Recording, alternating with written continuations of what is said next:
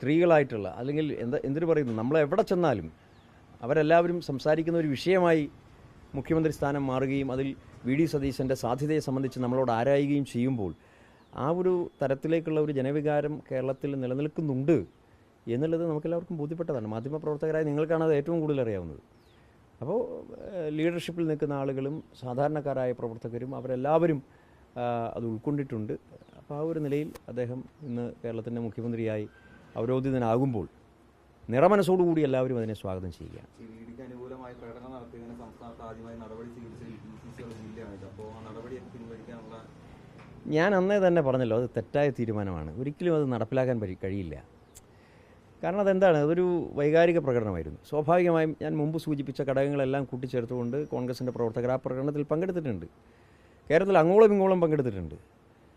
അതിലൊരു തെറ്റ് ഉണ്ട് എന്ന് ഞാൻ കരുതുന്നില്ല. ഞാൻ അതുകൊണ്ട് തന്നെയാണ് അന്ന് പ്രതികരിച്ചത്. മാത്രമല്ല, ഈ കാര്യങ്ങളുമായി ബന്ധപ്പെട്ട് ചർച്ചകൾ ഡൽഹിയിൽ നടക്കുമ്പോൾ ബഹുമാന്യരായ നേതാക്കന്മാർ വന്ന് മാധ്യമപ്രവർത്തകരോട് ബ്രീഫ് ചെയ്തല്ലോ. ഇന്നലെ വരെ കഴിഞ്ഞു, ഇനി അങ്ങോട്ട് ഉണ്ടാകാൻ പാടില്ല എന്ന് പറഞ്ഞപ്പോൾ ഇന്നലെ വരെ കഴിഞ്ഞു.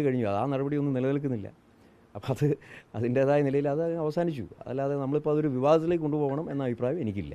ഈ പ്രതിപക്ഷ നേതാവായിരിക്കുമ്പോൾ അദ്ദേഹം ഇടുക്കിയിൽ വന്ന് പറഞ്ഞ ഒരു കാര്യം എന്ന് പറയുന്നത് ആദ്യ മന്ത്രിസഭാ യോഗ തീരുമാനത്തിൽ ഈ ഭൂമിയുടെ ക്രമവൽക്കരണവുമായി ബന്ധപ്പെട്ട ഫീസുകൾ ഒഴിവാക്കുമെന്നുള്ളതാണ്.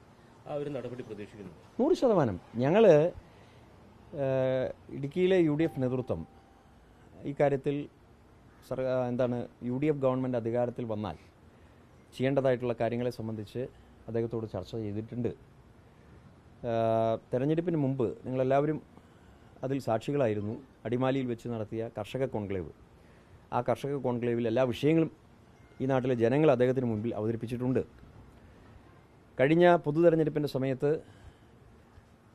ഐക്യജനാധിപത്യ മുന്നണി പുറപ്പെടുവിച്ച മാനിഫെസ്റ്റോയിൽ ഈ കാര്യങ്ങളെല്ലാം കൂട്ടിച്ചേർത്തിട്ടുണ്ട്. നിങ്ങൾക്ക് മാനിഫെസ്റ്റോ നിങ്ങളുടെ കയ്യിലുണ്ട്. ഈ ഇടുക്കിയിലെ ഭൂവിഷയങ്ങൾ പൂർണ്ണമായി പരിഹരിക്കാൻ 1, 2, 3, 4 എന്ന കൃത്യതയോടുകൂടി തന്നെ മാനിഫെസ്റ്റോയിൽ വ്യക്തമാക്കിയിട്ടുണ്ട്.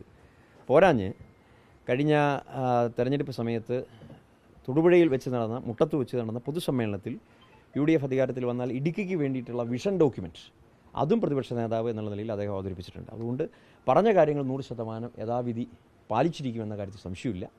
ഞങ്ങളെല്ലാവരും അക്കാര്യത്തിൽ മുഖ്യമന്ത്രി എന്നുള്ള നിലയിൽ ശ്രീ വി.ഡി. സതീശന് പൂർണ്ണ പിന്തുണ നൽകിക്കൊണ്ട് ഇടുക്കിയിലെ ഭൂപ്രശ്നങ്ങൾ, കാർഷിക വിഷയങ്ങൾ ഒന്നൊന്നായി പരിഹരിക്കുമെന്ന് ഒരിക്കൽ കൂടി പറയുകയാണ്. സർക്കാർ രൂപീകരണത്തിലേക്ക് കിടക്കുകയാണല്ലോ.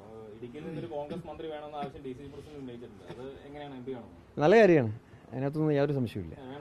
അല്ല, ഉറപ്പല്ലേ, ഞാനെന്നാ സംശയിക്കുന്നത്. അപ്പം അതൊന്നും പറയാൻ ഞാൻ ആളല്ല എന്നുള്ളത് മാത്രമേ ഉള്ളൂ. അപ്പോൾ ഇതൊന്നും പറയാൻ ഞാൻ ആളല്ല. നിങ്ങൾ ചോദിച്ചുകൊണ്ട് മാത്രം മറുപടി പറഞ്ഞു എന്ന് മാത്രമേ ഉള്ളൂ. പാർട്ടി അതിൻ്റെ എല്ലാ ഘടകങ്ങളും പരിശോധിക്കും. സ്വാഭാവികമായും നമുക്ക് ഏറ്റവും സന്തോഷമുള്ള കാര്യമാണ് നമ്മുടെ നാട്ടിൽ നിന്നും ഒരു മന്ത്രി ഉണ്ടാവുക എന്നുള്ളത്. ഏതായാലും UDFൻ്റെ വിജയത്തിൽ ഇപ്പോൾ ഇരട്ടി മധുരം എന്നുള്ള നിലയിലാണ് മുഖ്യമന്ത്രി എന്നുള്ള നിലയിൽ ശ്രീ വി.ഡി. സതീശൻ്റെ പ്രഖ്യാപനം വന്നിട്ടുള്ളത്. അക്കാര്യത്തിൽ ഒരു മനസ്സോടുകൂടി നാട്ടിലെ ജനങ്ങളെല്ലാവരും നിന്നു ആ ഒരു പ്രതീക്ഷയ്ക്കൊത്ത് പ്രഖ്യാപനം വന്നിരിക്കുന്നു.